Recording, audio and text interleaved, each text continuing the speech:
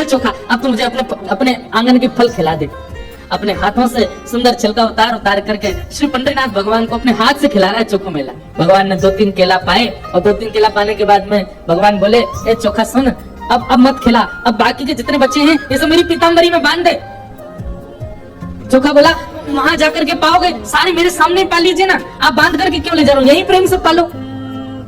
पंडरीनाथ भगवान बोले, अरे मैंने अपना तो पा लिया, ये बाकी के तो मैं पंढरपुर में रुक्मणी जी बैठी हैं, वो भी भूखी हैं, उनके लिए ले जा रहा हूँ, उनको जाके मैं पवा दूंगा।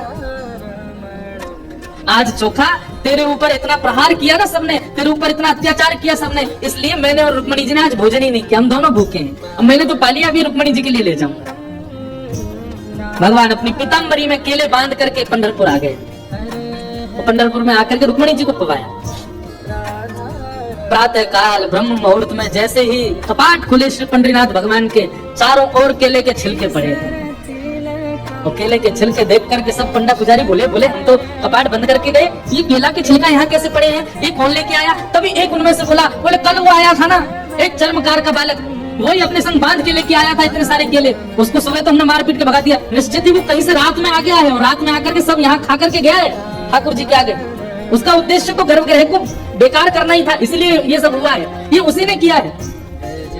तो सब पंडा पुजारी नाराज हो गए, अपने हाथ में डंडा ले करके कमर कस के सब पहुंच गए चोखो मेला के घर और वहां पहुंच करके घर से निकाल करके फिर पीटा उनको, फिर मारा। चोखो मेला घर में सो रहे थे और घर में जाकर के वहां से घसीट करके उनको मारा। सब बोले, अरे दुष्ट पापी, तुझको मंदिर में नहीं जाने दिया तो रात्रि तो गर्भगृह में घुस गया। चोखो मेला पिटते रहे, नेत्रों से आंसू बहाते रहे, जय हो पंडरीराज, ऐसी लीला करते हो, सुबह पिटवाते हो, रात में आकर के खा जाते हो मेरे हाथ से। लेकिन अब की बार श्री पंडरीनाथ नाराज हो गए। पंडा पुजारी सब अपना काम करके चोखो मेला के साथ थोड़ी हाथापाई करके सब जैसे ही वापस आए, पंढरपुर में श्री पंडरीनाथ भगवान के मंदिर के मुख्य द्वार सारे अपने आप बंद हो गए और भीतर से ठाकुर जी ने ताला लगा लिया, लॉक कर लिया, बंद हो गए ठाकुर जी मंदिर के अंदर।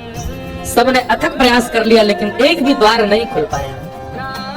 पूरा दिन व्यतीत हो गया, बड़े बड़े कारीगर आ गए लेकिन दरवाजा तोड़ भी नहीं पाए, खोल भी नहीं पाए।